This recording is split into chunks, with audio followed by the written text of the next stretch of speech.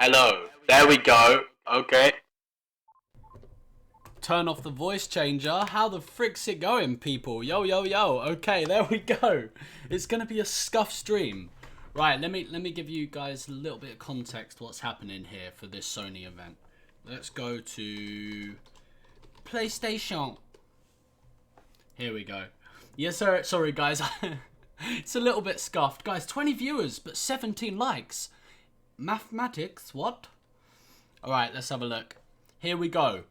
Tomorrow at 9 AM Pacific time, which is in 28 minutes. In 28 minutes. PS5 lead system architecture Mark Cerny will provide a deep dive into PlayStation 5 system architecture. And how it will shape the future of gaming. So there's a very slim chance that they're actually going to show the system and show the controller and do all that stuff. Odds are that's not going to happen in the stream, but they're still going to be announcing some awesome stuff. The architecture itself, for those of you who don't know, let me system architecture. There we go. Let's look at the definition. A system architecture or systems architecture is the conceptual model that defines the structure, behavior, and more views of a system. An architecture describes is a formal description and representation of a system, organized in a way that supports reasoning about the structure and behavior of the system. So, this is actually going to give more information than a lot of people are thinking. It's going to tell you how the console is going to work. And there was a rumor about... No rumor. This is confirmed. PlayStation patent a technology that only allows PlayStation to do it, where they've completely removed loading times, okay? So, you know, like if you load into a game, you're sat there waiting, like if you're playing GTA, the loading screen takes... How long does it take to load up? Well, this technology is proposing, like, whilst you're in the menu screen, it's going to be loading in the background. That is confirmed. PlayStation have patented the technology. We know it's real. Only they can do it in their system. And little things like that are going to be announced in this announcement, you know. Xbox also has that tech. No, but PlayStation patent this technology specifically. Saw a demo of it yesterday. Oh, nice. Okay. So they've probably got a similar system on how it works, but not quite how PlayStation are doing it, you know? We're going to have to see, because PlayStation haven't confirmed any of it. All we know is the patent that they put out to say that no one else is allowed to use this technology but us. I don't know. But I know they're working directly together.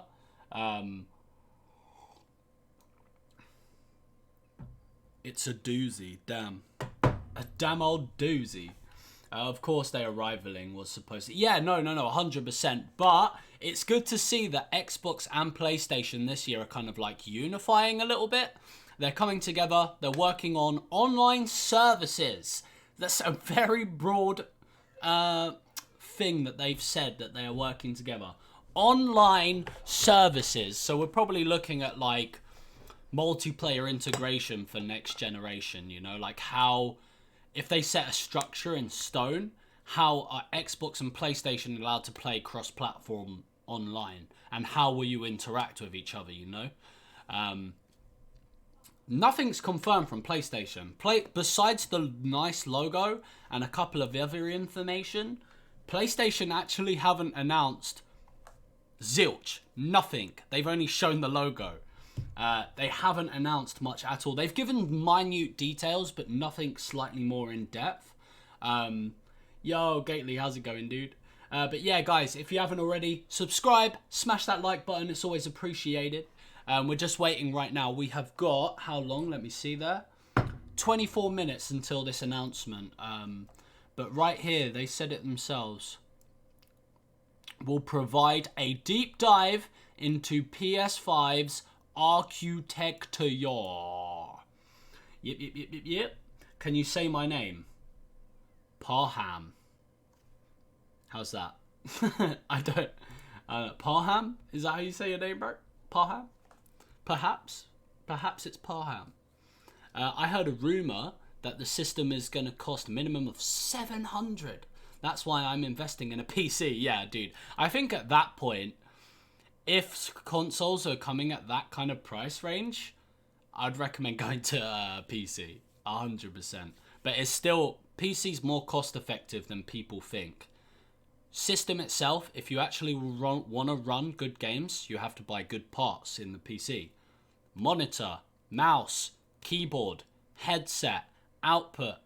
It costs so much more than people think for a PC. And that's one thing we can appreciate with consoles.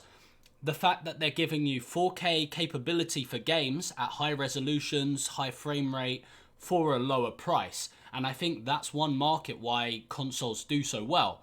Because to play a game in really good graphics on a PC, you're going to be spending a lot of money.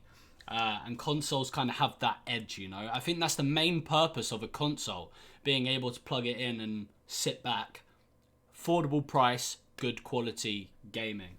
And the what they are bringing is unfilled system, but that's what it's always been. Yep. Unfilled player experience for people to play. Yeah, exactly. I like the personal reason why I prefer the nearly messed up the entire sentence. The PlayStation to the Xbox. And this is, it all comes down to personal preference. Specs, similar. Online systems, similar. Multiplayer games, you can play with each other now. The reason I personally prefer PlayStation is because of the exclusive games. Like looking at this right here. Every single 4 of these games, Uncharted 4, God of War, Spider-Man, Last of Us, for me, is the reason why I bought I had both. I had PlayStation, I had Xbox, Switch, PC. I recently did sell my Xbox, honestly, because it was just collecting dust. Because most of the stuff I was playing, not that it's a bad system, I appreciate the specs, I appreciate the system itself. Xbox looks like it's going to be absolutely incredible as well. The thing is, for me personally, it's the exclusive games. The exclusive games entirely. That is my own personal reason. What do you guys play? Xbox or PlayStation, PC or Switch? Or mobile? Mobile's now considered a gaming platform. Crazy world we live in, bro. Crazy world. Right, I'm just seeing what you guys play. And we got PS4, Toxic Gaming says PS, Parham, PC, Tik Tok PlayStation, Operation Ice. Hey Twizz. Hey Operation Ice. Raptor says PS4 and PC. Nice. So my personal go-tos, I game on my laptop. I cry every time. every time. I personally play on PC and I play on my PlayStation. Those are my 2 platforms.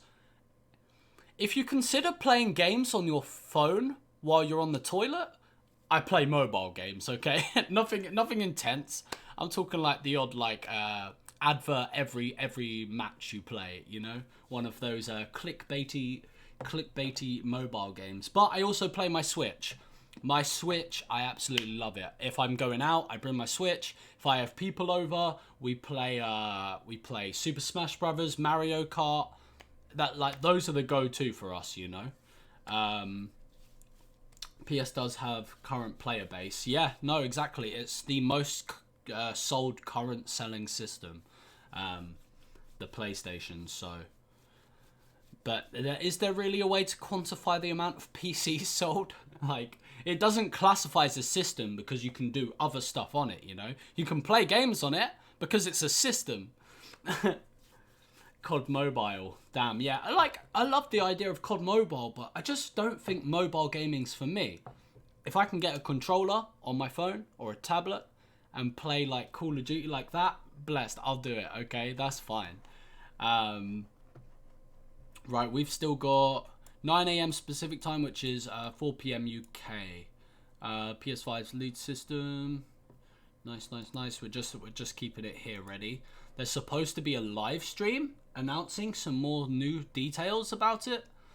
So we're just waiting to see what comes about of that. Oh, we all know the PS Vita is the oh god no. Oh hell no. Hell no. PS Vita, like, I am praying. I'm going to go for this because that just reminded me of that. The one game I play on my PS Vita, I don't really anymore. PlayStation All-Stars. PlayStation All-Stars, dude. Subscribe to DJ Lordsi. Yep. PlayStation All-Stars. And this leads me to this question, guys. What games are you excited for or want them to make, right? What sequels do you want them to make from old platforms, you know? Here we are, we have my channel here. We're just going to go on PlayStation, make sure. Here we go, the road to PS5, boys. The road to PS5, we've got it ready. Do you know what? Instead of watching it directly, I'm not going to overly talk, but in between the boring bits, I'm just going to simplify some of the stuff that they say, because if they're going more focused onto system architecture, yeah, we just want the reveal. We want the reveal. Bro, this PS5 better not sound like a jet engine. Yeah, dude, that thing's ready to take off. If you need to get somewhere during the coronavirus, just take your PS4, bro, because that thing's about to fly. Jak and Daxter, yo. Jak and Daxter is amazing. I have played every single one. That is my freaking game, dude. GTA 6, bro. GTA 6. Crazy. Right, you know what? We're just going to get this up here, and I'm going to full screen this while I talk to you guys. Nope, I can't full screen it. Okay, bet. So we'll just put this here. Uncharted, Ratchet and Clank, yes, yeah, both of those. Uncharted 5, I'm playing for. Play on words there. Another play on words. I'm praying for it, dude. Uncharted 5. I'm just excited to see what they're launching with the lineup, you know? GTA 6, Uncharted 5, what else we got? Spider-Man. We got the Avengers game coming out, which will be incredible. Why are comments not loading for me? Refresh it, dude. Refresh. Hope it doesn't convert to a frying pan. Oh, God. Yeah. Lordsi, mate, your fan is prob scuffed as ASF. No, because I've got the PS4 Pro. I have the PS4. Even on my old PS4, I had to take it apart, clean out all of the dust. Okay, clean out all the dust. I used all of the, you know, the spray, the compressed air where you push all the dust out the PS4. I cleaned that. Clean. It was clean. So afterwards, it did stop for about a week, and then literally while I was playing an intensive game, like it sounded like it was about to explode. I'm not kidding. Like I have a thermal reactor in my room, and the heat that gives off. So we'll just have to see, you know. We'll have to see. Oh my god. Hello, my handsome bearded guy. Hello, Kensu. How are you, Kensu? Guys, I'm probably going to go live later on Twitch as well and play some could power a city. yeah. My PS4 does power my bedroom, dude. You see all these lights in the background, these screens, the stream? The PS4 powers it, dude. I burnt my finger when I touched my PS4. Damn, really? That's a court case right there, bro.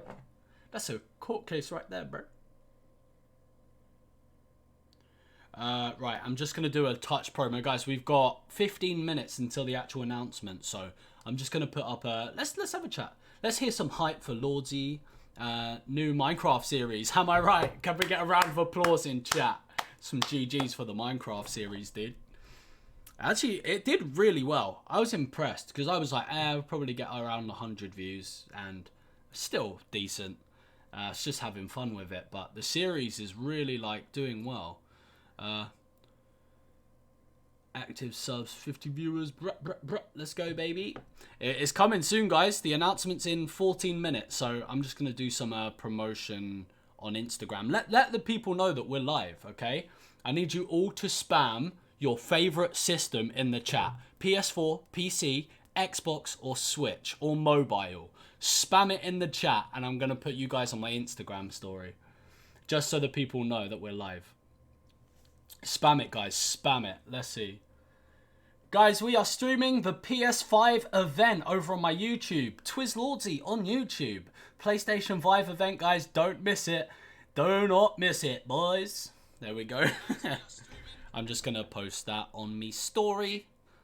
Oh, yeah, guys. Call of Duty DM'd me. I can't talk too much on it. Call of Duty actually messaged me on Twitter. Like, the verified Call of Duty account. How crazy is that? I can't say what it's about because I had to sign something. Bruh, the only thing I'm showing you guys, because I was so... Literally, I was watching TV with my mum yesterday and I was looking at... and I got the notification through. And I went, oh my God, Call of Duty is messaging. Mum, grab the camera. I was so hyped. Yeah. Guys, don't worry. We're ready. Look, nothing. It's not here yet. Don't worry about it. Don't worry. I've got my tabs up. I've even got it open on another monitor. So the second we get anything, it's refreshing. Second we get anything, we're on it, guys. First here. And the latency, look, I'm going to type something in chat as I talk to show you guys this is happening real time. Okay? So if I say hello in chat, right, ready? Hello. Do you see how quick that actually is, like, stream to you guys watching? That is literally like, as you guys are watching, the event's happening. So you're gonna be the first to know it. You're gonna be the first to know it, guys. I'm so hyped. Lordsi, the PlayStation. Yeah. Dude, don't worry. I've got it covered.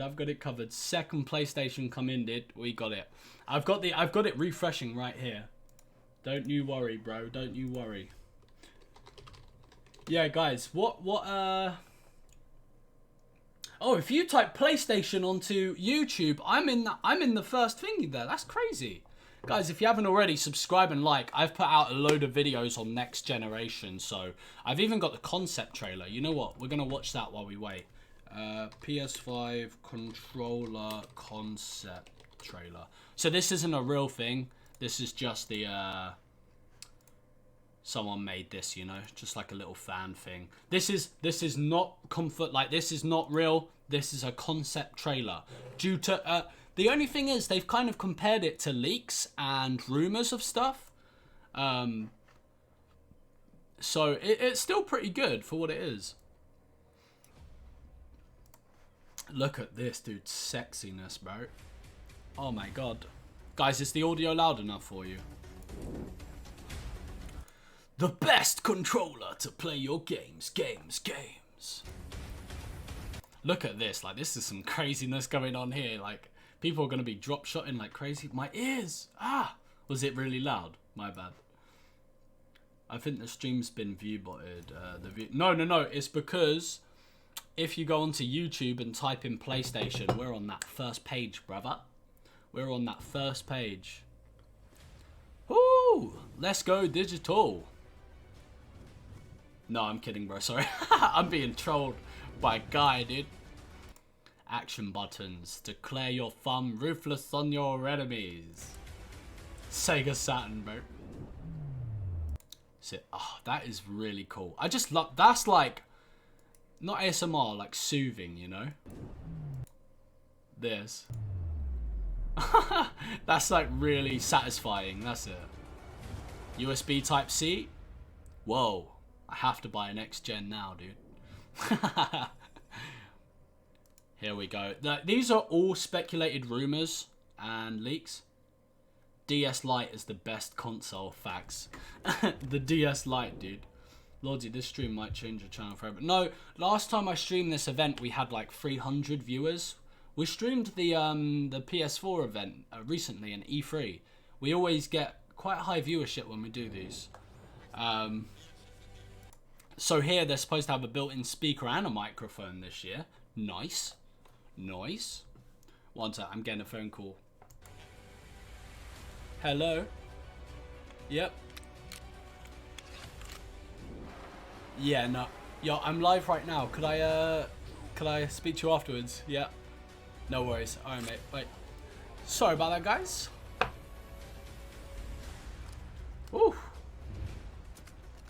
New removable back paddles. Bruh.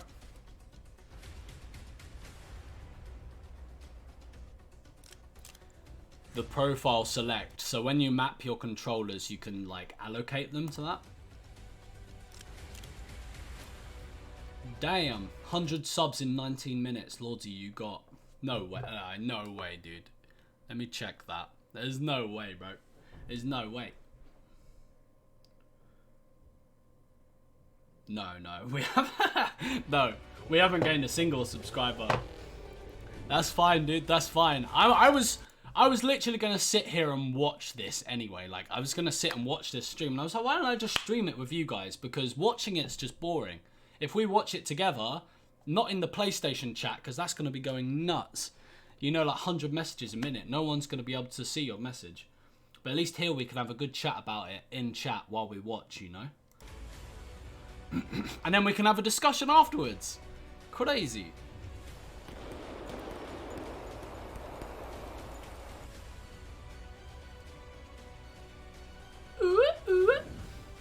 Am I wrong? Sorry, Lordsi. That's alright, mate. That's really cool. I hope the PS5 has 1 terabyte of SSD. That alone nearly costs. Look at this. That alone, you need a good one. That alone is in the hundreds. That is what's gonna like really up the price. If that's the case, it's gonna be too expensive for them to manufacture. It's probably gonna have like a normal system, you know, where you have like the smaller SSD drive for booting, and then you have a bigger hard drive for storage. I feel like they're going to go with that direction. But you never know. We're going to have to see. Maybe you can upgrade it. Who knows? Customizable options if they go the Apple route, you know? I know it's been rumored that they are using SSD, but I don't think they're going to do it, you know? Not like that. Guys, 5 minutes until it comes out. Hype. 5 minutes. I heard PS5 and PS5 Pro. Yeah, they're probably going to release a Pro version and a Slim version. They always do with their systems later on. Guys, we're on 55 views but only 34 likes. If my mathematic calculations are not correct, there are people watching who haven't liked the stream. I would really appreciate it, guys. It's so cold here in Puerto Rico. 75F. Dude, what do you mean cold? That is not cold. What do you mean, bro?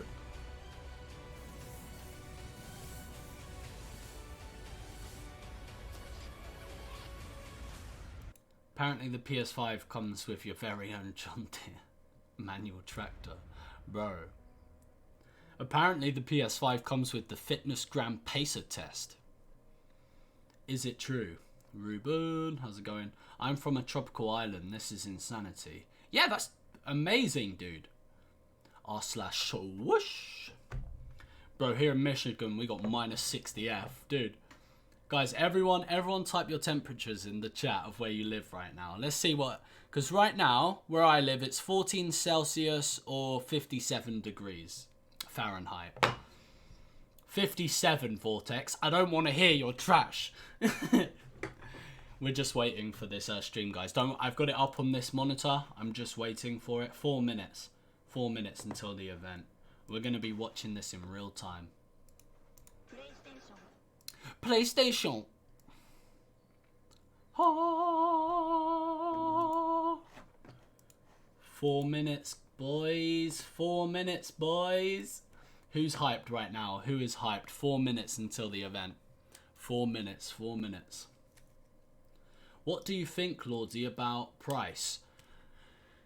If it's over the 500 mark, sales are not going to be even remotely close. Not even remotely close to as many sales as the previous generation.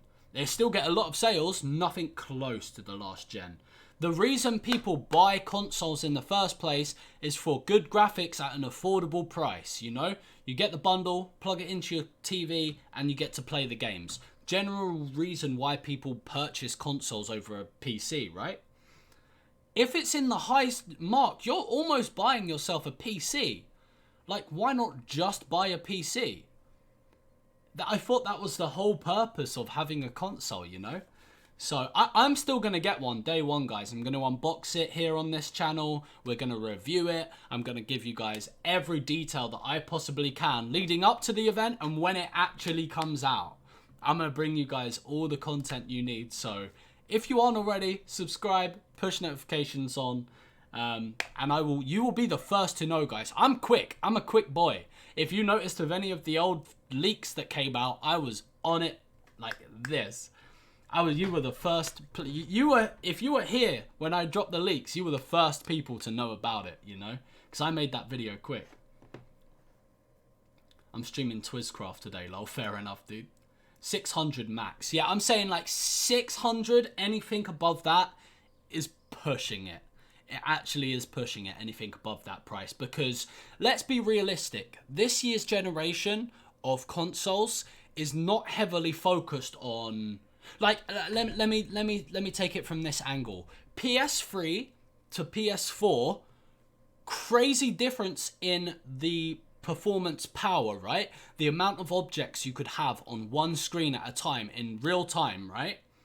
This time we're focusing on graphical performance, like the details on those objects. So it's not going to be crazy magnificent compared to the previous gen. It's obviously going to be better, obviously going to be way better than this current gen, but my PC already does it. Like, my PC right now has better specs than the next generation of consoles coming out. So I already know what the graphics are going to look like, you know? It's not as groundbreaking as it was when the PS3 came out to the PS2 or the PS4 came out to the PS3, you know?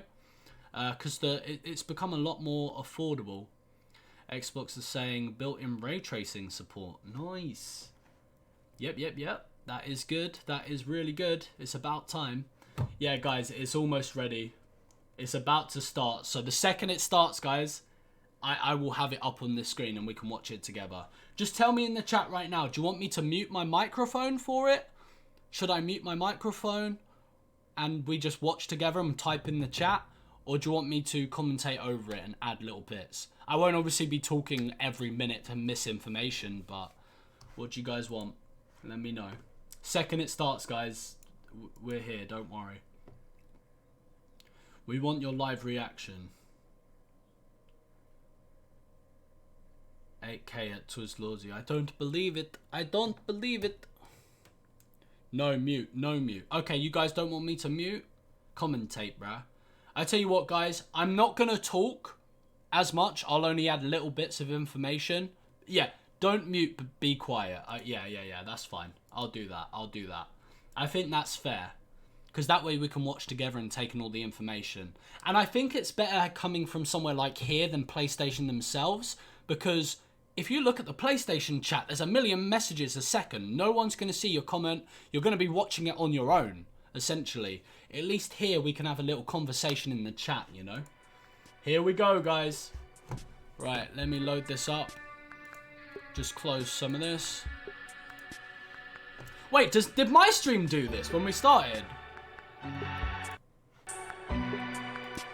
Did my stream do this? Or did it not? Here we go, guys.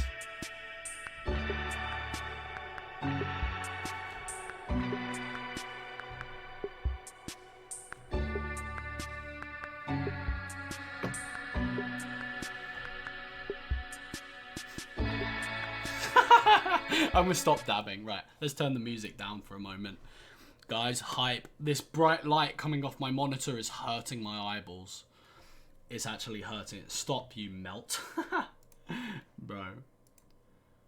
75 people watching and 43 likes. Let's push those likes before it starts. I agree, Unknown. I agree. Lordsi, switch the lights to blue. Okay, Google. Turn my lights blue.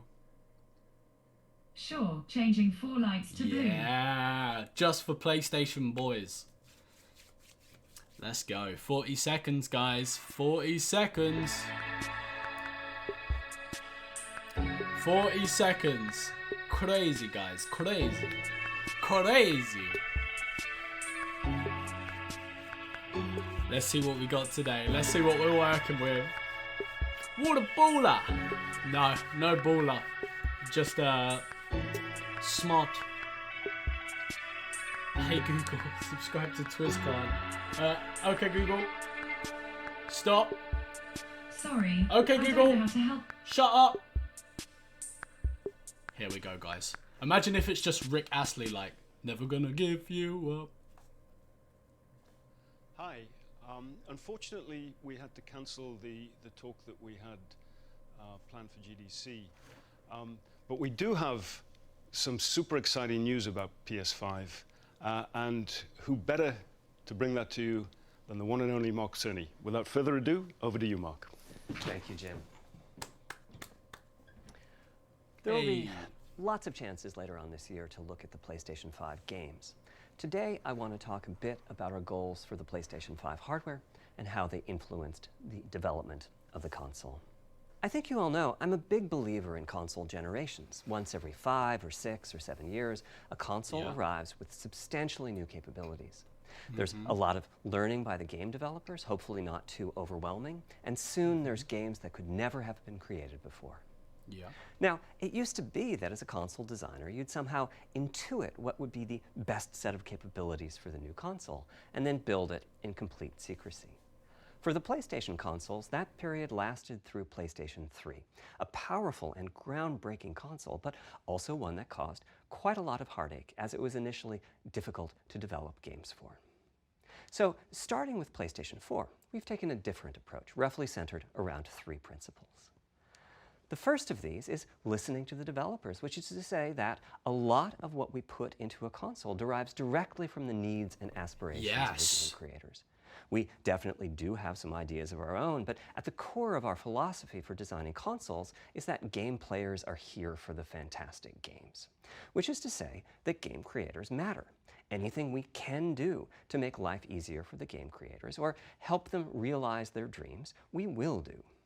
So, about once every 2 years, I take a tour of the industry. I go to the various developers and publishers, sit down, and discuss how they're doing with the current consoles and what they'd like to see in future consoles. This requires weeks on the road, as reaching the bulk of the game creators involves talking to well over 100 people at something like 24 publishers and developers. And it is incredibly valuable.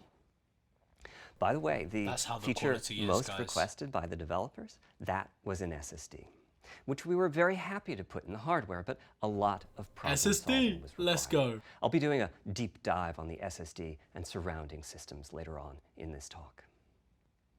It's also key to make a generational leap while keeping the console sufficiently familiar to game developers. I think about this in terms of balancing evolution and revolution. Now, with PlayStation 1, 2, and 3, the target was a revolution each time with a brand new feature set. That was great in many ways, but time for the developers to get up and running got longer with each console. In the past, I've called this time to triangle. Here's what I had for those 3 consoles. To be clear, I'm not talking about time to make a game. Developers will be ambitious, and it may take them 6 years or so to realize their vision. What I'm talking about is that dead time before graphics and other aspects of game development are up and running, and trying to minimize that. On the other hand, if we're trying to reduce that dead time to 0, that means the hardware architecture can't change at all. We're handcuffed. We need to judge for each feature what value it adds and whether it's worth the increase in developer time needed to support it. So with PlayStation 4, we were able to strike a pretty good balance between performance and familiarity. We got required learning back to PlayStation 1 levels. With PS5, the GPU was definitely the area we felt the most tension between adding new features and keeping a familiar programming model. Ultimately, I think we've ended up with something under a month of getting up to speed. That feels like we're striking about the right balance. I'll go into a bit more detail later today about our philosophy with the GPU and the specific feature set that resulted from it. Thank you. It's also very important for us, as the hardware team, to find new dreams, by which I mean something other than CPU performance, GPU performance, and the amount of RAM.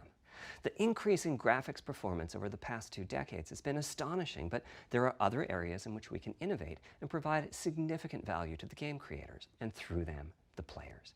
That's why the SSD was very much on our list of directions to explore, regardless of what came out of the conversations with game developers and publishers.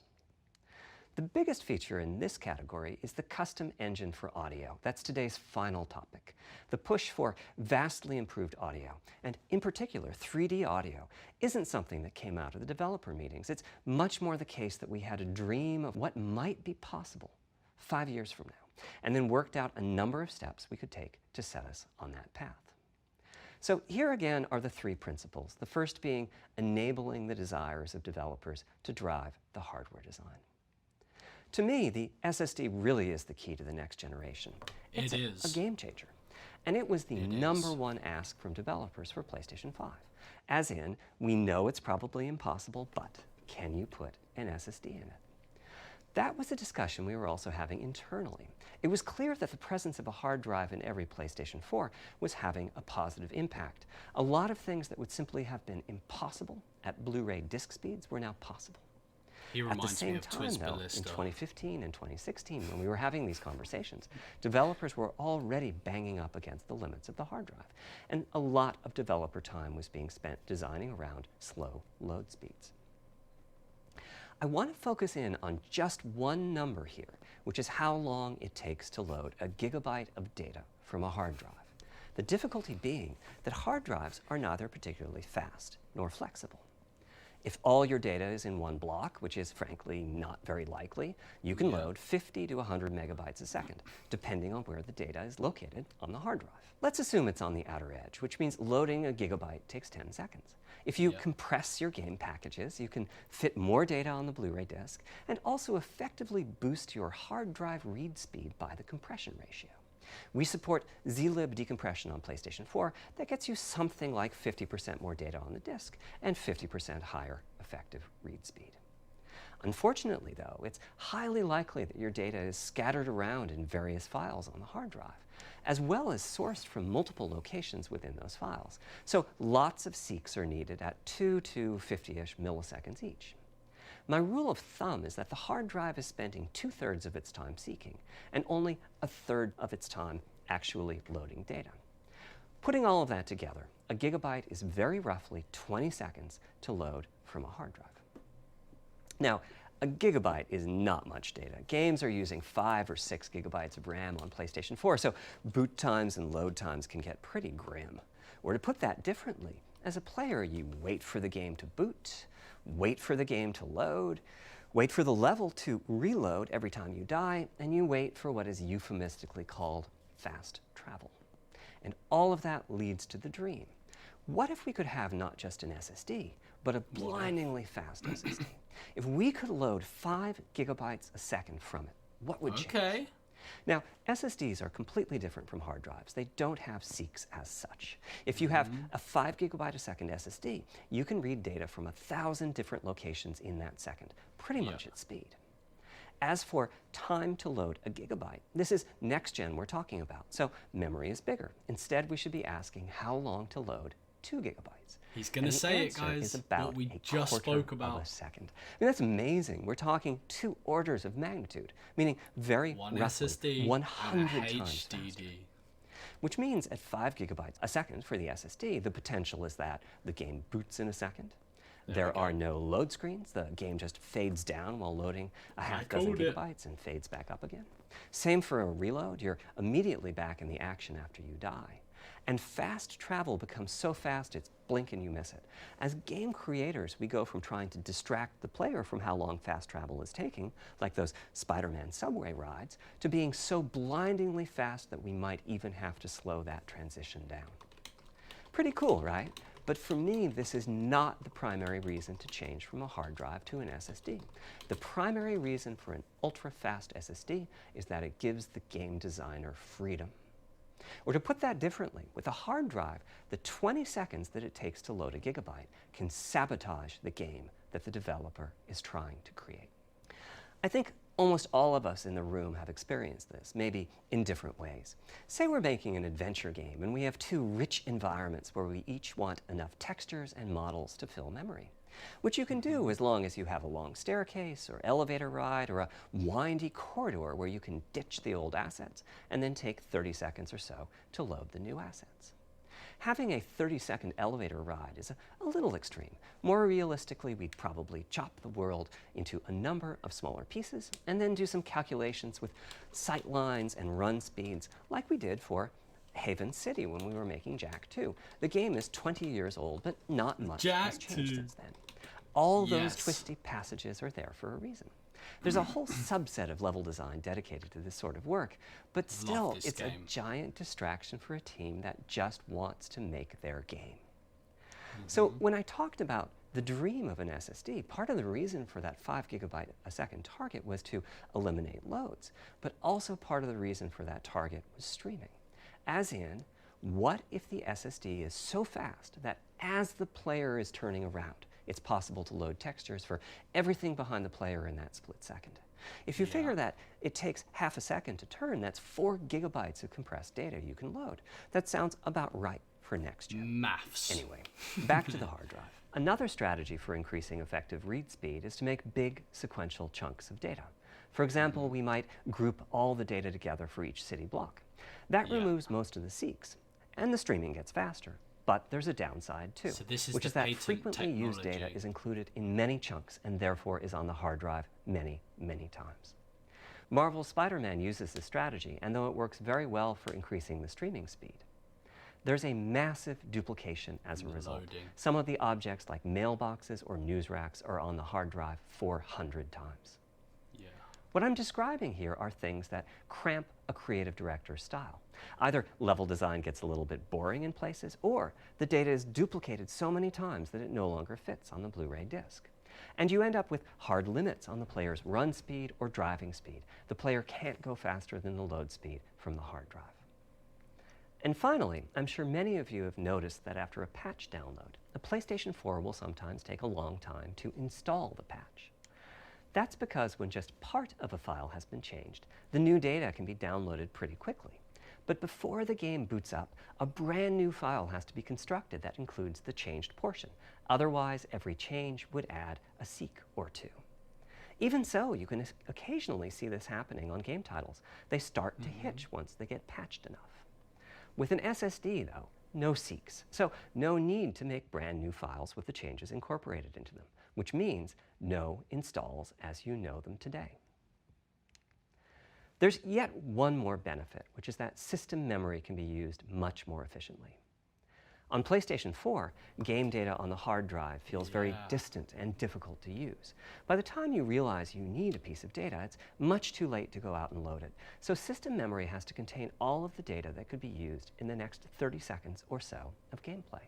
That means a lot of the 8 GB of system memory is idle. It's just waiting there to be potentially used. On PlayStation 5, though, the SSD is very close to being like more RAM. Typically, it's fast enough that when you realize you need a piece of data, you can just load it from the SSD and use it. There's no need to have lots of data parked in system memory waiting to potentially be used. A different way of saying that is that most of RAM is working on the game's behalf. This is one of the reasons that 16 GB of GDDR6 feels right for PlayStation 5. The presence of the SSD reduces the need for a massive intergenerational increase in size. So back to the dream of the SSD. Here's the set of targets. Boot the game in a second. No load screens. Design freedom, meaning no twisty passages or long corridors. More game on the disk and more game on the SSD. And finally, those patch installs go away. The reality, though, is that the SSD is just one piece of the puzzle. There's a lot of places where bottlenecks can occur in between the SSD and the game code that uses the data. You can see this on PlayStation 4. If I use an SSD with 10 times the speed of a standard hard drive, I probably see only double the loading speed, if that. For PlayStation 5, our goal was not just that the SSD itself be 100 times faster. It was that game loads and streaming would be 100 times faster. So every single potential bottleneck needed to be addressed. and there are a lot of them. Let's look at check-in and what happens when its overhead gets 100 times larger. Conceptually, check-in is a pretty simple process. Data is loaded into system memory from the hard drive or SSD. It's examined, a few values are tweaked to check it in, and then it's moved to its final location. At the SSD speeds we're talking about, that last part, moving the data, meaning copying it from one location to another, takes roughly an entire next-gen CPU core. And that's just the tip of the iceberg. If all the overheads get 100 times larger, that will cripple the frame rate as soon as the player moves, and that massive stream of data starts coming off the SSD. So to solve all of that, we built a lot of custom hardware, namely a custom flash controller and a number of custom units in our main chip.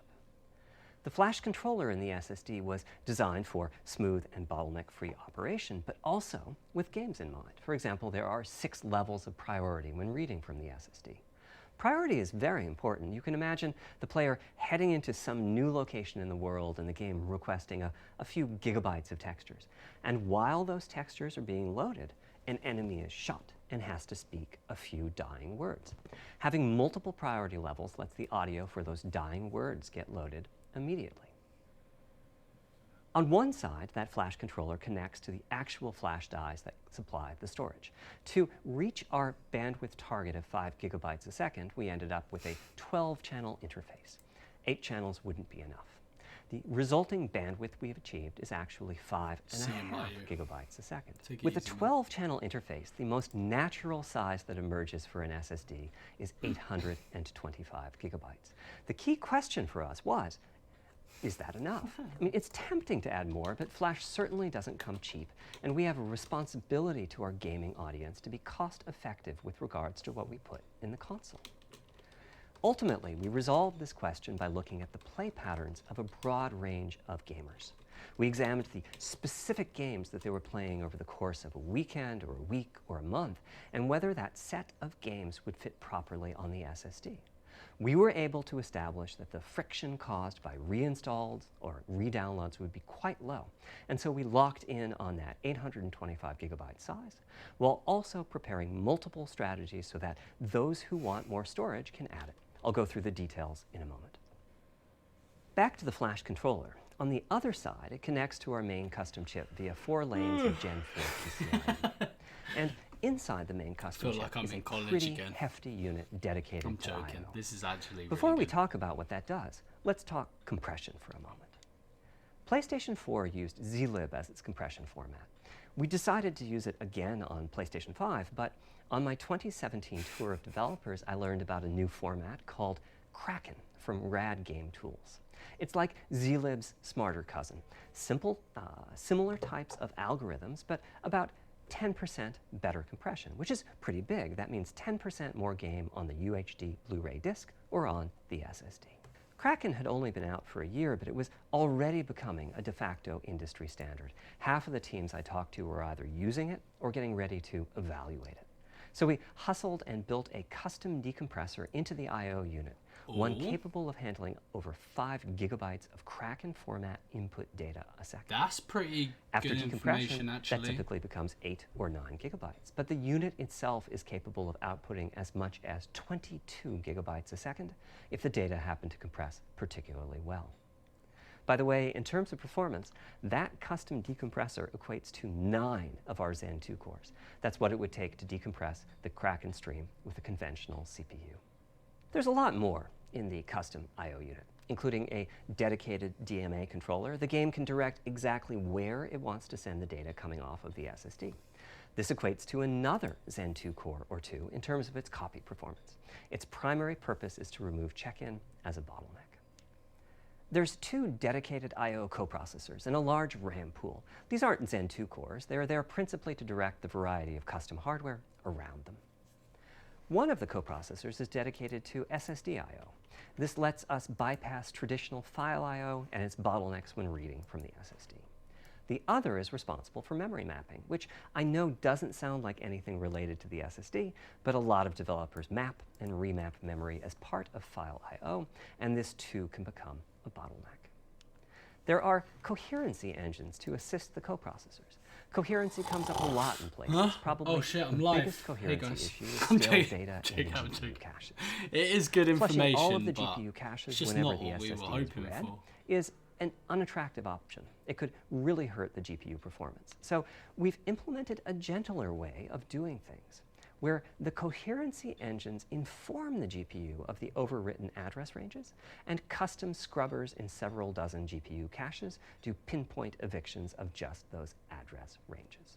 The best thing is, as a game developer, when you read from the SSD, you don't need to know any of this. You don't even need to know that your data is compressed. You just indicate what data you'd like to read from your original uncompressed file and where you'd like to put it, and the whole process of loading it happens invisibly to you and at very high speed. Back to the dream. Thanks to all of that surrounding hardware, our 5.5 gigabytes a second really should translate into something like 100 times faster I/O than PS4, and allow the dream of no load screens and super fast Imagine if he streaming just to goes, become after a all of reality. that, he just goes, oh yeah, by the Having way, said that, this is what it looks like. expandability of Everyone's our like, SSD no, is likely quite no important. way. Flash is costly, and you may very well want to add storage to whatever we put in the console. Now, the kind of storage you need depends on how you're going to use it. If you have an extensive PlayStation 4 library and you'd like to take advantage of backwards compatibility to play those games on PlayStation 5, then a large external hard drive is ideal. You can leave your games on the hard drive and play them directly from there, thus saving the pricier SSD storage for your PlayStation 5 titles, or you can copy your active PlayStation 4 titles to the SSD. If your purpose in adding more storage is to play PlayStation 5 titles, though, ideally you would add to your SSD storage.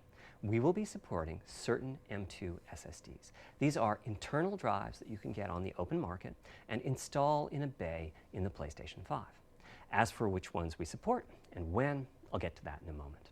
They connect through the custom I/O unit just like our SSD does, so they can take full advantage of the decompression, I/O coprocessors, and all the other features I was talking about. Here's the catch, though. That commercial drive has to be at least as fast as ours. Games that rely on the speed of our SSD need to work flawlessly with any M2 drive. When I gave the Wired interview last year, I said that the PlayStation 5 SSD was faster than anything available on PC. At the time, commercial M2 drives used PCIe 3.0, and 4 lanes of that cap out at 3.5 gigabytes a second. In other words, no PCIe 3.0 drive can hit the required spec. M2 drives with PCIe 4.0 are now out in the market. We're getting in samples and seeing 4 or 5 gigabytes a second from them. By year's end, I expect there will be drives that saturate 4.0 and support 7 gigabytes a second.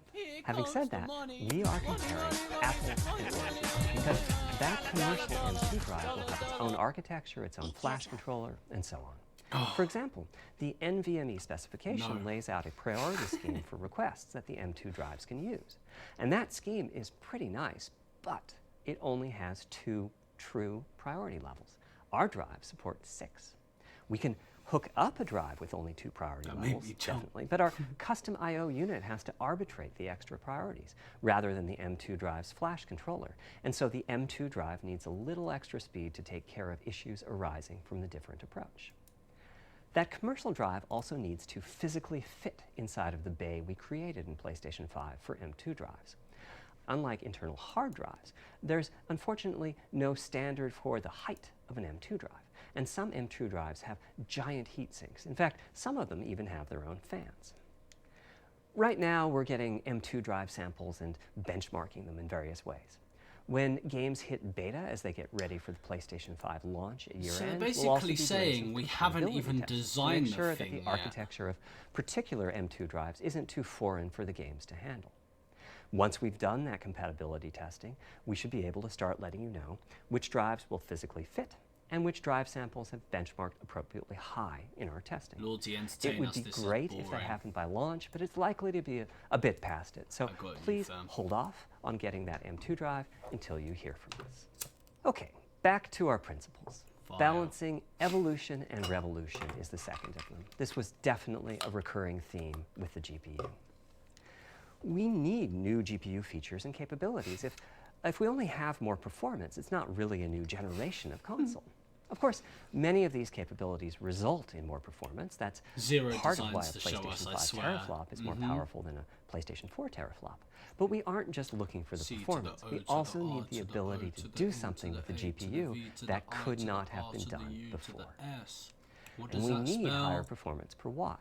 Every time we double the performance of some GPU component, we don't want to find out we've doubled the power consumed and the heat produced.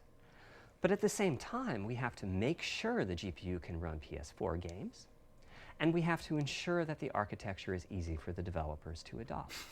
Now, backwards compatibility was handled masterfully by AMD. They treated it as a key need throughout the design When process. Twizz Ballista As our leaves solution to adding new TwizzClan. features without He blindsiding developers, resigns from we being made sure that co-leader if there from were TwizzClan new significant features, it would be to become optional to use PlayStation them. born. The GPU supports ray tracing, but you don't have to use ray tracing to make your game. The GPU supports primitive shaders, but you can release your first game on PlayStation 5 without making any use of them. Before I get into the capabilities of the GPU, I'd like to make clear 2 points that can be quite That made confusing. me jump. Thank you. First, we have a custom AMD GPU based on their RDNA 2 technology. What does that mean? AMD is continuously improving and revising their tech. For RDNA 2, their goals were, roughly speaking, to reduce power consumption by re-architecting the GPU to put This data is close to where basically it's needed, PlayStation to going. optimize the GPU for performance. Yeah, and we to know add a what we're new, talking more about. advanced feature set. But that feature set is malleable, which is to say that we have our own needs for PlayStation, and that can factor into what the AMD roadmap becomes. So collaboration is born. If we bring concepts to AMD that are felt to be widely useful, me to then they can sleep. be adopted into RDNA 2 and used broadly, including in PC GPUs. If the ideas are sufficiently specific to what we're trying to accomplish, like the GPU cache scrubbers I was talking about, then they end up being just for us. If you see a similar discrete GPU available as a PC card at roughly the same time as we release our console, that means our collaboration with AMD succeeded in producing technology useful in both worlds. It doesn't mean that we as Sony simply incorporated the PC part into our console. This continuous improvement in AMD technology means it's dangerous to rely on teraflops as an absolute indicator of performance, and CU count should be avoided as well. In the case of CPUs, we all understand this. The PlayStation 4 and PlayStation 5 each have 8 CPUs, but we never think that meant the capabilities and performance are equal. Huh? It's the same for Oh, I'm CUs. live. For one Got it. thing, Sorry, they're guys. getting much larger over time. Adding new features means adding lots of transistors. In fact, the transistor count for a PlayStation 5 CU is 62% larger than the transistor count for a PlayStation 4 CU. Second, the PlayStation 5 GPU is backwards compatible with PlayStation 4. Yeah, Robert, What you're does right, that mean? bro. That's why we're One here, way baby. you can achieve backwards compatibility is to put the previous console's chipset in the new console, like we did with some PlayStation 3s. But that's, of course, extremely expensive. A better way is to Backwards incorporate any differences in the previous compatibility. console's logic into the new console's custom Here we chips. go, baby. Meaning that even as the technology evolves, the logic and feature set that PlayStation 4 and PlayStation 4 Pro titles rely on is still available in backwards compatibility modes. One advantage of this strategy is that once backwards compatibility is in the console, it's in. It's not really? as if a cost Vortex down will message me, bro. remove backwards compatibility like it did on PlayStation 3. Achieving this unification of functionality took years of efforts by AMD, That's why I as came any here. Exactly, roadmap Robert, bro. advancement creates a I got you, potential bro. divergence in logic. Running PS4 and Okay, I know PS4 now. titles at boosted frequencies has also added complexity. The boost is truly massive this time around, and some game code just can't handle it. Testing has to be done on a title-by-title basis. Results are excellent, though. We recently took a look at the top 100 PlayStation 4 titles as ranked by playtime, and we're expecting almost all of them to be playable at launch on PlayStation 5. With regards to new features, as I said, our strategy was to try to break new ground, but at the same time not to require use of the new GPU capabilities. For more than a decade, GPUs have imposed a restriction on game engines. Software handles vertex processing, but for the most part, dedicated hardware is responsible for the triangles and other geometry that the vertices form. That means it's not possible to do even basic optimizations, such as aborting processing of a vertex if all geometry that uses it is off-screen. PlayStation 5 has a new unit called the Geometry Engine, which brings handling of triangles and other primitives under full programmatic control. As a game developer, you're free to ignore its existence and use the PlayStation 5 GPU as if it were no more capable than the PS4 GPU, or you can use this new intelligence in various ways. Simple usage could be performance optimization, such as removing backfaced or off-screen vertices and triangles.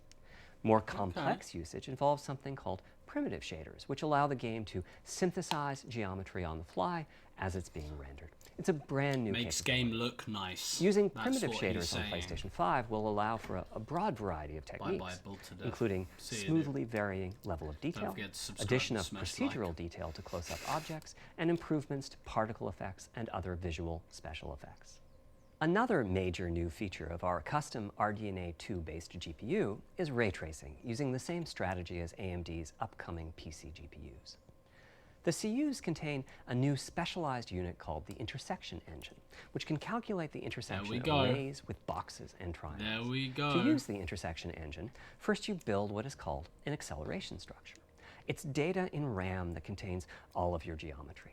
There's a specific set of formats you can use. They're variations on the same VVH concept.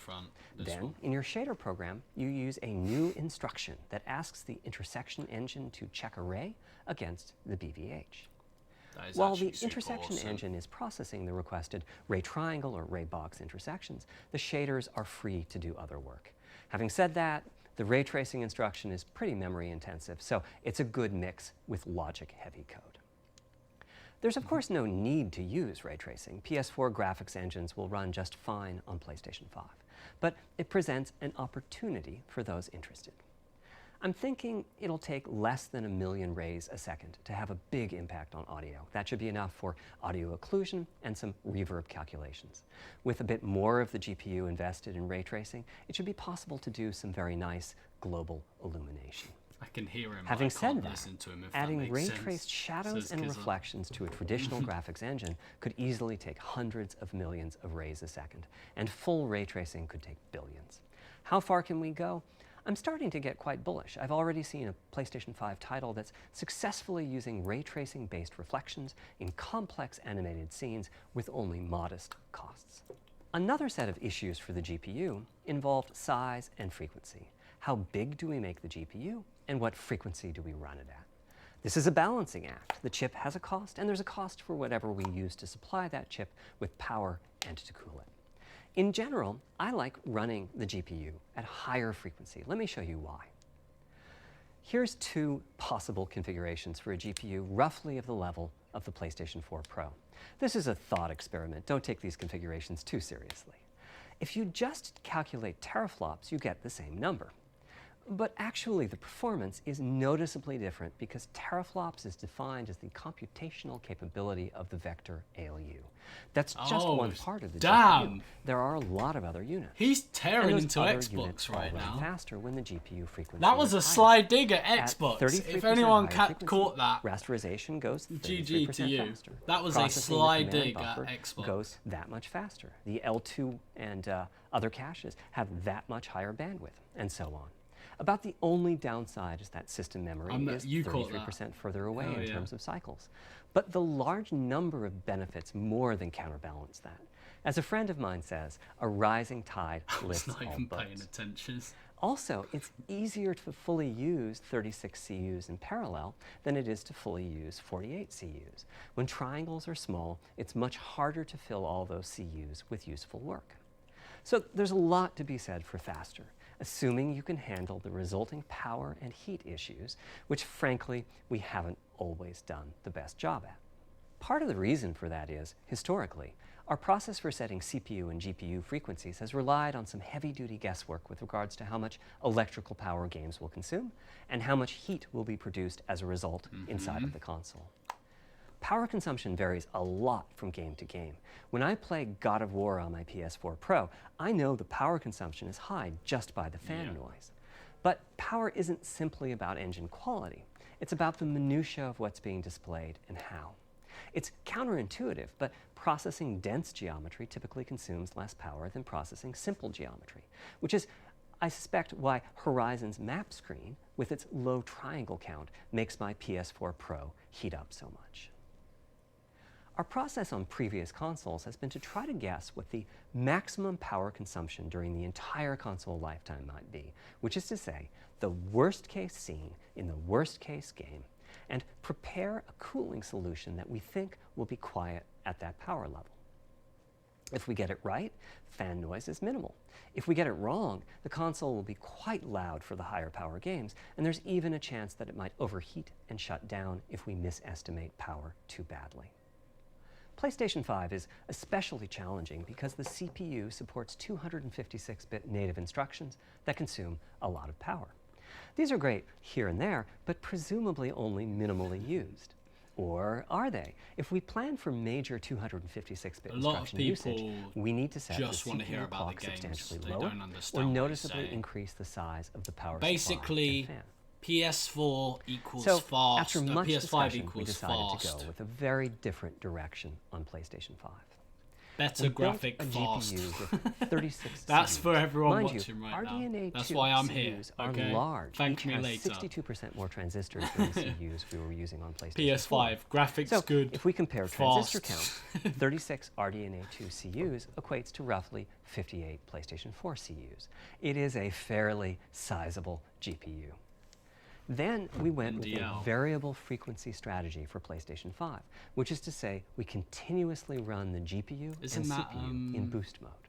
We supply a generous his amount of name. electrical power Ringside. and then increase the frequency of GPU and CPU until they reach the capabilities of the system's cooling solution. If you know about this It's stuff a like me, it's completely different impressive. paradigm. Yeah, Rather than it running is at good. constant frequency and letting It's not power too vary based on impressive. the workload, we run at essentially constant power and let the frequency vary It's based just an on the workload. explanation on a system. We then and how tackled the system engineering runs. challenge of a cost-effective and high-performance nothing cooling new that we solution haven't seen designed before. for that specific That's power why level. I'm not like, In some ways, whoa. it becomes a simpler problem because there are no more unknowns. There's no need to guess what power consumption the worst-case game might have.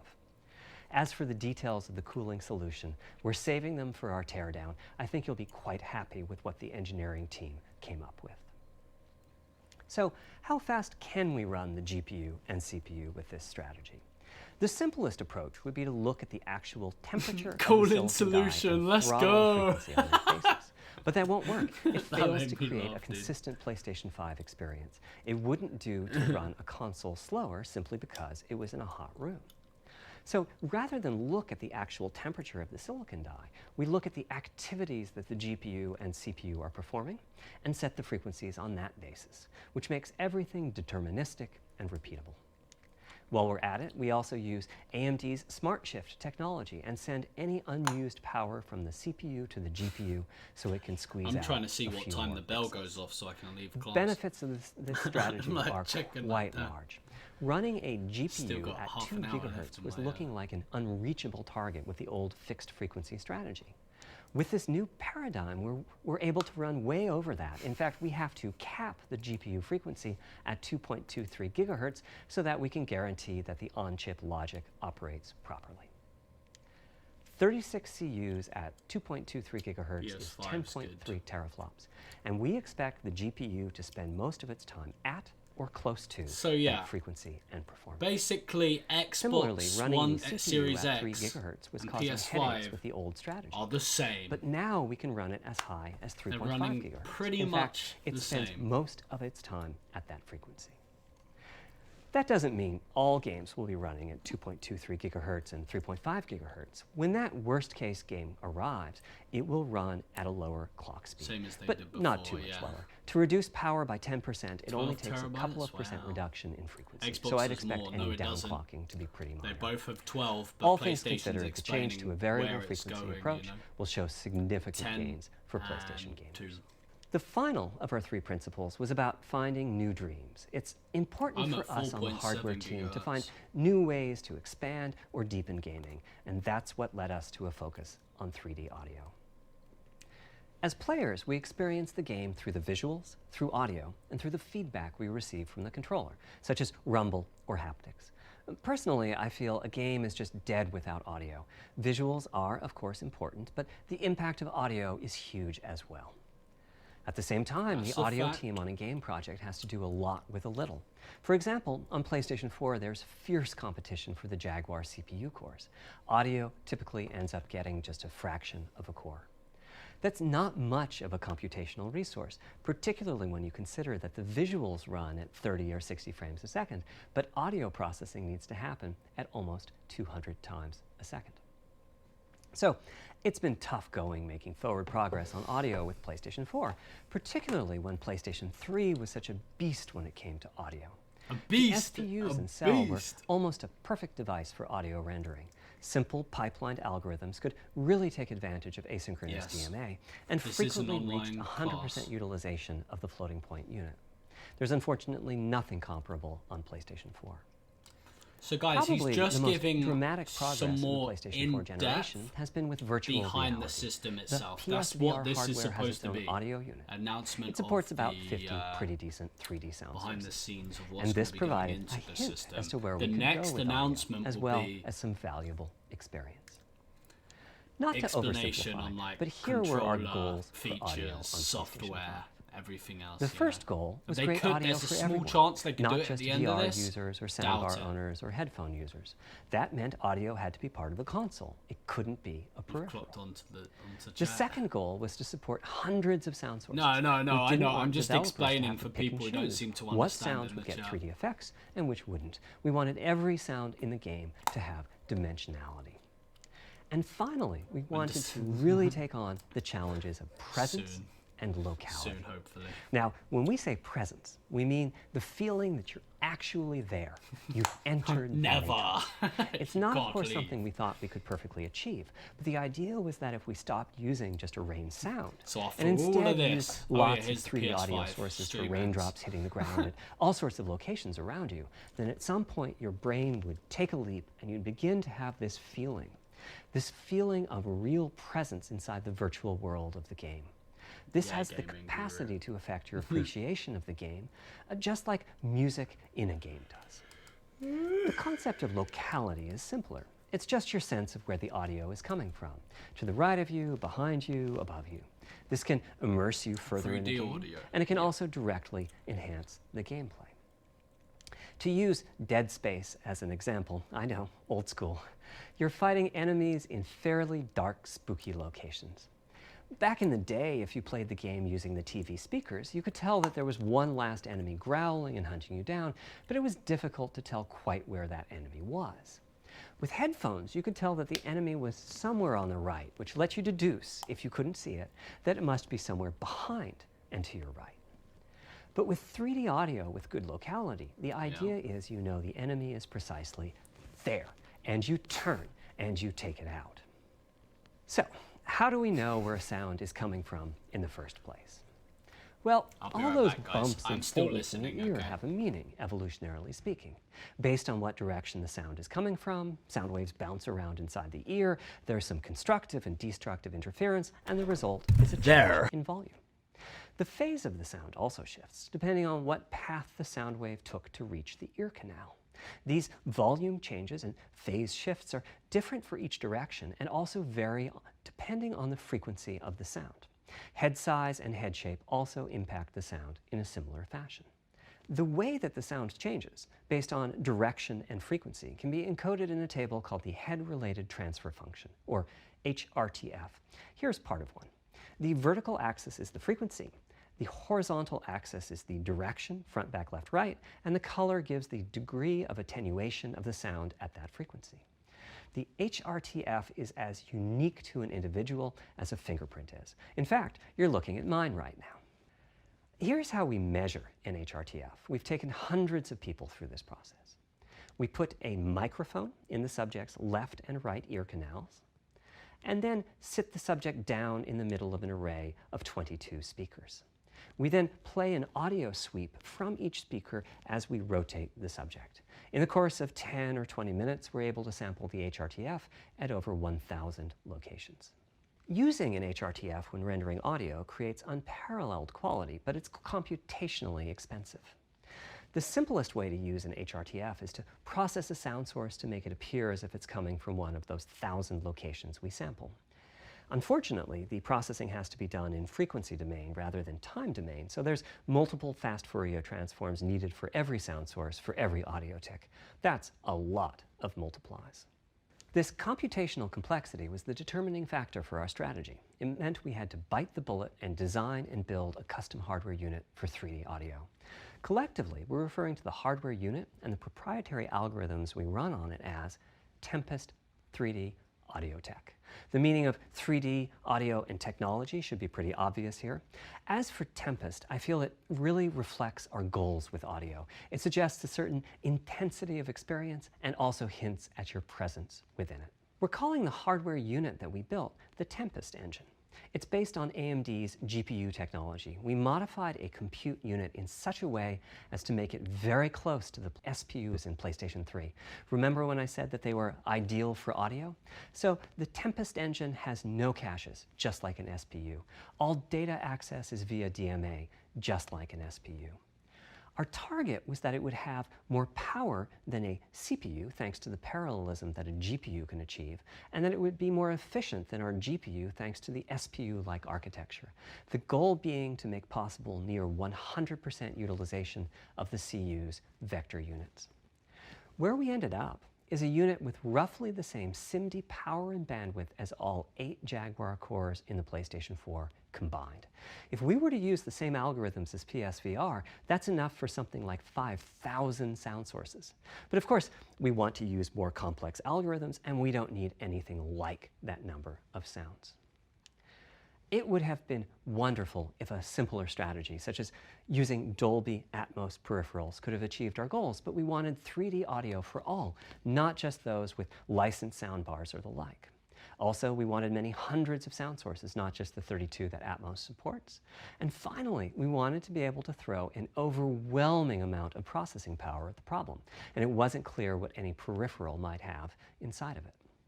In fact, with the Tempest engine, we've even got enough power that we can allocate some to the games, to the extent that games want to make use of convolution reverb and other algorithms that are either computationally expensive or need high bandwidth.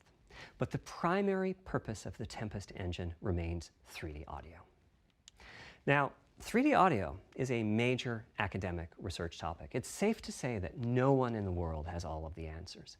And the set of algorithms that has to be invented, tuned, or implemented to realize our vision for 3D audio is immense.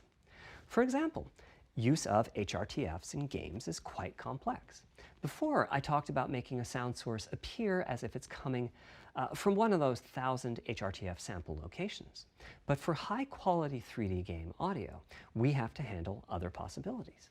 The sound source might not be at one of the 1,000 HRTF sample locations, so we have to blend the HRTF data from the closest locations that we have sampled.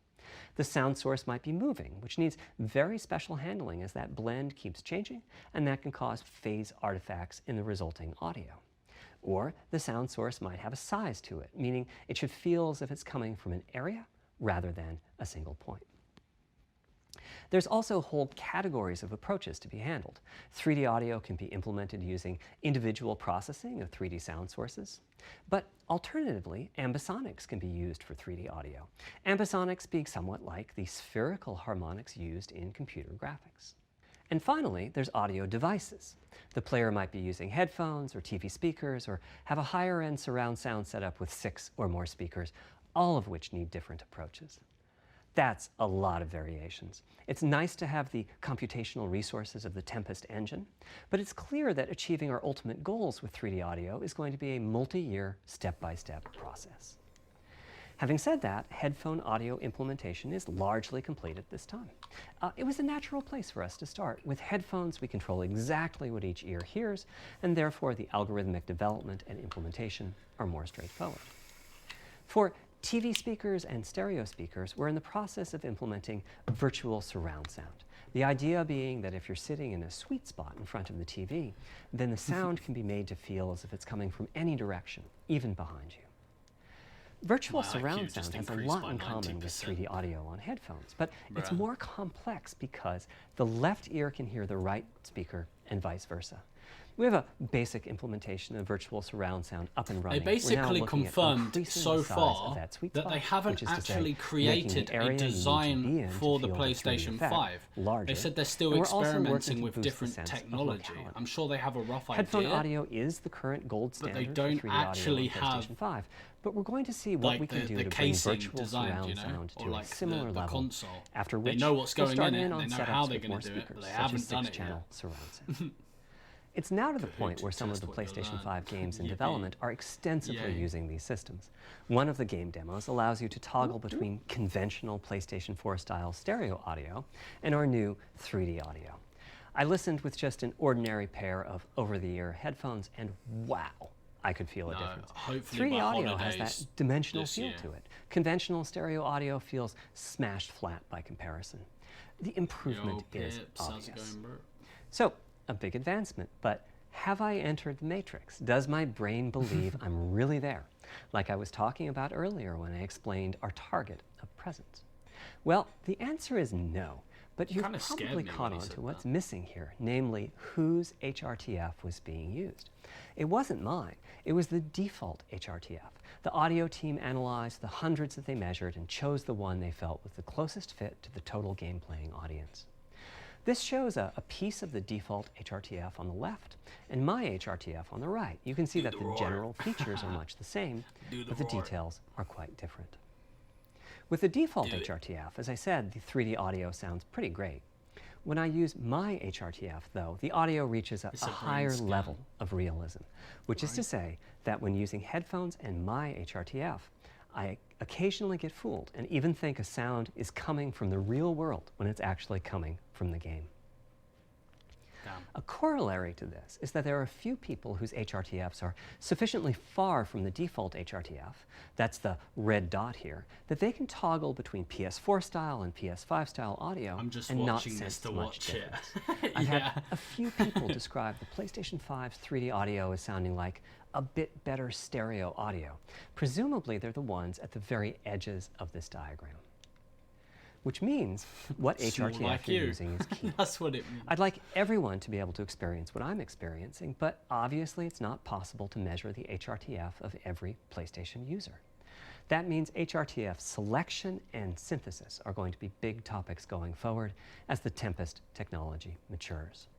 At PlayStation 5 launch, we'll be offering a choice of 5 HRTFs. There's a simple test where you pick the one that gives you the best locality.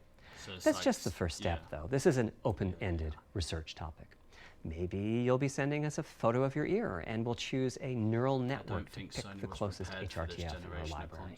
Maybe you'll be sending us a video of your ears and your head, and we'll make a 3D model of them and synthesize the HRTF.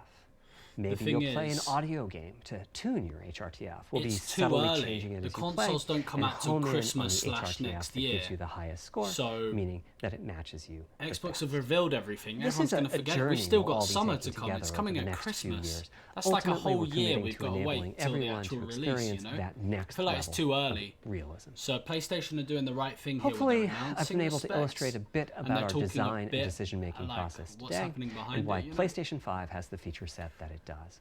Now comes the fun part. We get to see how the development community takes advantage of that feature set. Okay. I'm hoping for the completely unexpected. The fun Will it part. come from All right, audio, all right. ray tracing, The fun part, capabilities of the boys SSD, and girls. or something Let's else? go. I guess we'll find out soon enough.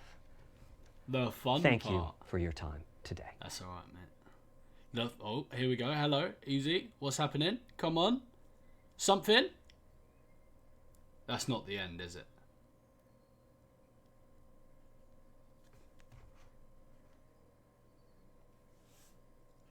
Hello? Hello? What do you mean the fun part, bro? What do you mean? Where was the fun part? Where's the fun part? You can't tease me with a here's the fun part and then end the freaking live stream. What? You're teasing me, man.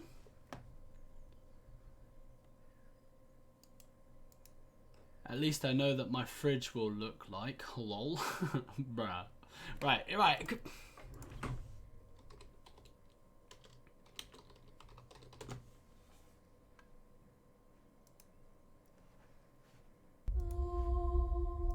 This was the PS4 trailer, dude. This fast here.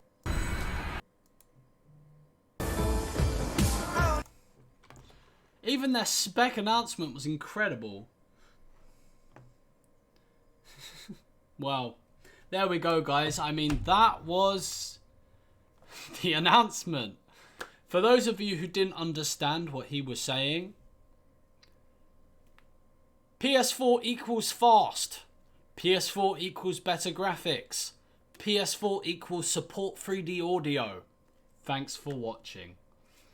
Kahoot time. You guys actually want to play you guys actually want to play Kahoot, huh?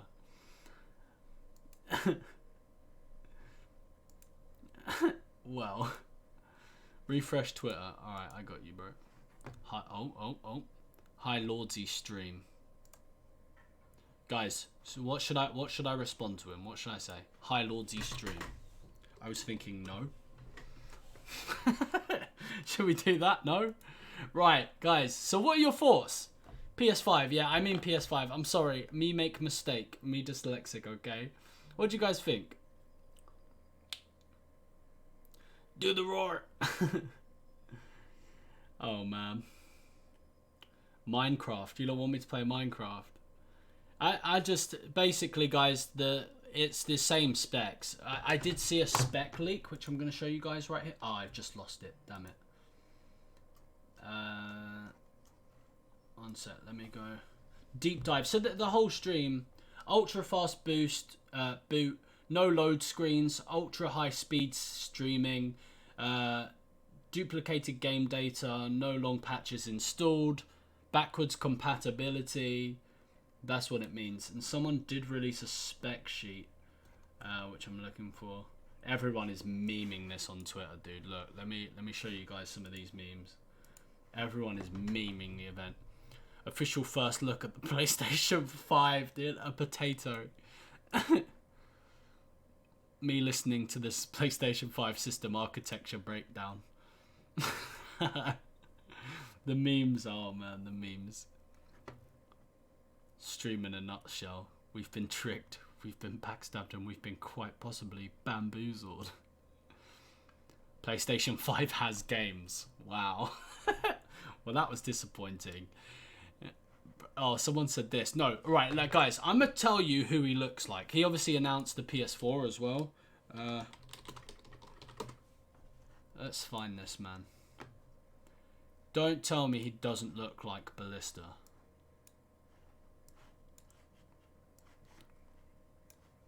Come on, he looks like him and talks like him. But Ballista has a bit more excitement behind his voice. You can't tell me they don't look the same. You know what? I'm going to make this into a meme now. Refresh. Alright. Hey. Ben, thanks for the follow, dude. Designers be like... PS5. You lot just tagging me in memes. Cat, welcome to the stream. Wow, that's something. Yeah, yeah. All right, guys. It was very basic. Like, it looks. He's just said what it's gonna, what's gonna be running. You know, just some extra specs. They are gonna release like an actual. Hey, thank you for subscribing, dude. I appreciate you. They are gonna be releasing a actual. Like reveal and talk about the system and the software and everything else, but the problem they have is it's too early right now. It doesn't come out till Christmas, and with this viral virus that I can't say because I'll get demonetized, it's too early. We could be seeing the system. Thank you for subscribing, dude. I appreciate you. We could be seeing the next PlayStation or the next generation of consoles late 2021, mid 2021, end of 2020. So for them to release a trailer now, we've still got summer, Christmas coming up. Like, people are gonna forget about it, you know. God, you guys tagging me in memes. I'm checking all your memes. I love you, Lordsi. Aw, cutie. I'm reacting to your guys' memes right now. Turtles has the Xbox right there. Let's see what some of the other memes are saying. With the hashtag PlayStation. Let's click it. We're just doing the meme review right now. Sony are S-ing it, talking about SSD speeds. No, this doesn't, like, this is the thing. This doesn't mean, if anything, I think, right, even though it was somewhat boring, okay, it's not what the fans wanted to see. The people who don't understand about the systems don't really care about how it works. They just want to see what works, you know? I feel like even though that was boring for myself, and I know what he was talking about, it just proved to me, like, alright, geez, they know what they're talking about, you know? They know what they're talking about. That whole, like, even though it wasn't as entertaining for me, in my mind, I'm like, yeah, okay, they know. They know what they're doing. But the memes kind of write themselves, you know? People during the PlayStation event. Let's look at some of the memes. The new PlayStation is called PlayStation 5. Wow. Me trying to follow along with the PlayStation 5 presentation. Bruh. I know, did they just not waste an hour talking about specs of the console again? Give me what I want. Give me what I want! Yeah. The PlayStation 5. With like a busted up toaster, dude. This is brilliant. Oh man, okay.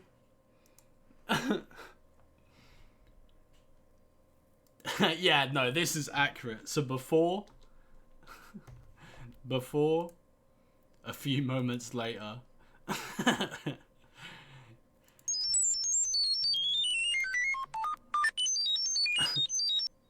Bro, what the hell was that? Lordsi refresh. Alright, hang on. So yeah, this is the confirmed specs.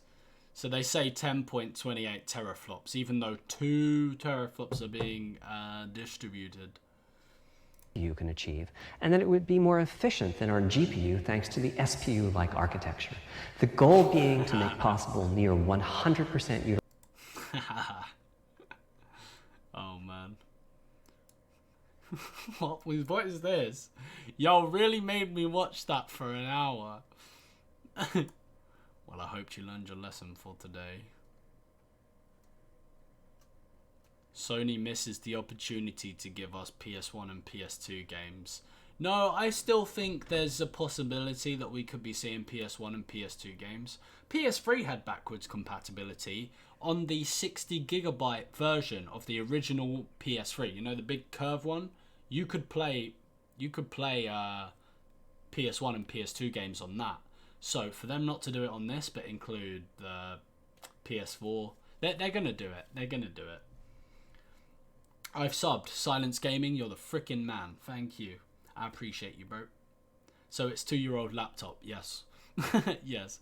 Guys, by the way, when the PS5 comes out, I'm getting it day one. It comes out. We're going to unbox it. We're going to be talking about all the specs. I'm going to show you the ins and outs of the PlayStation 5. And even building up to it, because it doesn't come out till Christmas. And the Xbox I'm getting at as well.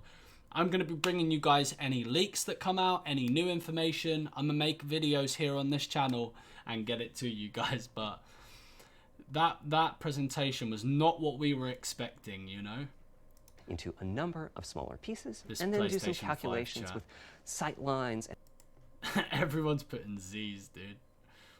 It was supposed to be for the people who are a bit more technically advanced in their knowledge. Chaos, thank you for subscribing, bro. Appreciate you, dude. Hey, Santa. Thank you, bro. Right. Sony, we're going to have Mark Cerny give a deep dive into the PS5's hardware.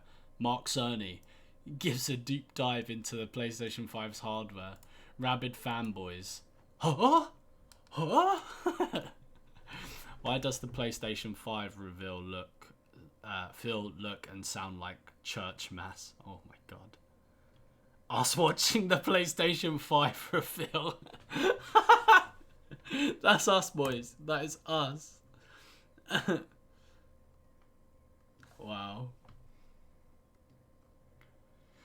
That looks like Ballista. Like, I can't see his face without seeing Ballista. Me and the boys watching the PS5 event. Bruh. Guys, I got fanboys disliking. They don't know anything about me. Show me pics of PlayStation 5. They didn't show any pics of the PlayStation 5. They didn't show anything. PlayStation 5 reveal design. Bro. What? Fanboys disliking the stream, thinking I'm talking trash on PlayStation. When PlayStation's my favourite console. I love that, man. How the community's just so crazily split. Like, it's a console. My PC does triple the amount of that anyway. Why? Bro, relax. PS5 official. HDMI. Oh my god, look. Tomorrow. This guy was like, yeah, tomorrow's the day. Tomorrow's the day. He's carrying the Xbox out. No, they just revealed pretty much it's the same thing, you know.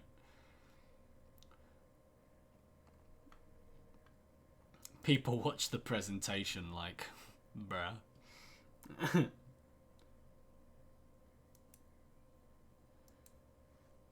I'm now hoping Xbox Series X does better than PS5. No, I'm not, dude. They're like, this is what people don't understand.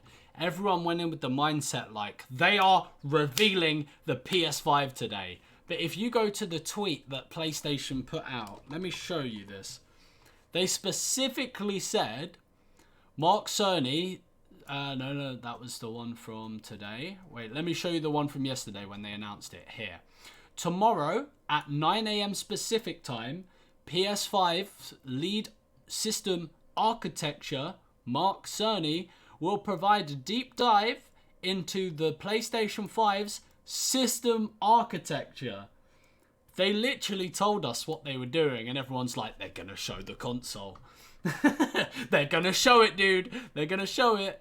But they literally said it in this tweet, that how it's going to shape the future of gaming. Like, the significance behind what they've said and what they've put into the technology going into the PlayStation 5, incredible. The thing is, without a demo or them like something to show us, the people who are less technically minded within like systems and how the architecture works are just going to be gobsmacked. Like they don't know what's actually happening. And I feel like that's where PlayStation, it's the first thing they kind of opened up and spoke about it. And I feel like that's where PlayStation have gone wrong, you know.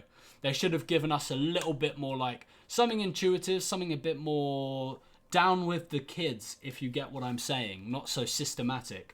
They could have had the whole beginning bit like talking about the console in general terms and the system specs in general terms, something a bit more exciting, and then had Mark Cerny come in and explain the technical architecture behind the systems, you know.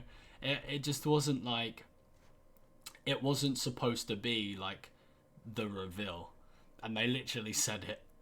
But it's just funny. The memes are so funny. And like I said, guys, the systems and next-gen consoles don't come out until Christmas/2021.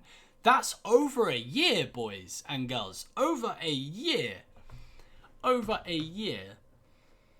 So I think for them to release information about it now and leak, would you rather know about it now and have to wait a whole year? Or would you rather know closer to the date and get the reveal, you know? I hope Lordsi sees this. Alright, let's have a look. Damn, yo, that's smart. Look at that. Damn. Fair play. That's pretty good. I just want it to not sound like an AC-130. Hello, my fellow intellectual. Can you follow me? Let's find out. Are you following me? You follow me on Twitter. I shall follow you back, bro. There you go. I got you, fam. I love the Thomas the Tank. Wait, replied to... We recognize that we have been hoodwinked, bamboozled, led astray, run amok, and flat out deceived. We recognize... Yeah, everyone's going nuts right now. Oh, yeah. Oh, no, Sabes, I'm going to have to unlike this. Turtles tagged me in it before, bro. Lordsi stream TwizzCraft. Bet, bro. I'm looking at all of your guys' stuff. Let's take a look at some memes quickly. Generation 9 is here. And do you guys remember, I feel like a lot of people forgot about this. When the PS4 and the Xbox One came out and they announced it, does anyone remember the limitations that Xbox put on the system? That if that it was really bad. Xbox One limitations on launch. You couldn't buy the console without a Kinect. You literally couldn't use it without the Kinect. They had lots of stuff. The 5 biggest problem with the Xbox One. I think this is from a while ago. By the way, guys, for those of you new here, I always have my ad blocker off. But it's just for when I live stream. I have to turn it on because otherwise adverts pop up and they don't pay me. Yep. No, alright, I can't find it, but I'll find. I've got pictures on my MacBook of like what happened when they released it. Lordsi, check my tweet. Check my tweet. Let's look at the memes. So we've seen this one. Y'all really wasted people's time to let them know you have an ear fetish. Oh god. That's funny, dude. Oh man. Imagine. Well guys, here's my Discord server. Here's my donate link. There you go. I saw someone ask for it in chat. There you go. Yeah, guys, I'm going to be live later over on my Twitch. Memes almost make that hour worth it. Yeah, no, that's true. Look at this. Bruh, it was like we were in an online class while listening to this guy. That is true. Let's face it, he's smarter than all of us, that guy wrote. It's true.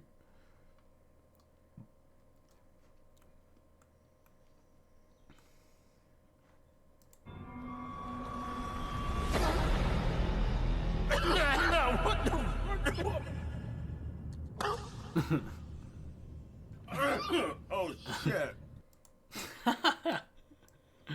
That's brilliant, dude. We saw this one.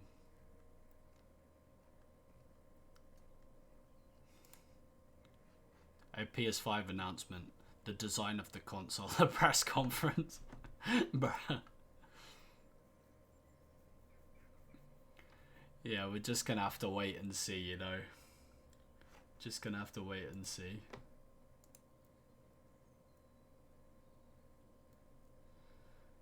What Brooke said, okay, nah, he didn't deserve a timeout. No, that wasn't a timeout, but oof, right. But yeah, guys, that was the PlayStation event. I'm going to be live over on Twitch later, so I'm going to give you guys the link if you're not following me now. We're going to be playing Warzone, Call of Duty on Twitch later tonight, so yeah, there's the link to my Twitch. If you're not following me, make sure to go and support your boy. And yeah, I'm editing the next episode of the Minecraft video, TwizzCraft episode 2. I'm editing that now. And for those of you who don't know or haven't seen it, I released a vlog yesterday. I released a vlog, like me, hold camera, go out and do something that's not gaming. What? Unheard of. Here you are, guys. There's the link for that. But I'm actually going to end the live stream there. If you could go to that video right there and leave a comment, I'm going to be responding to whatever you say in that comment. I'm gonna spend the next 5 minutes responding to all of you guys on the comments.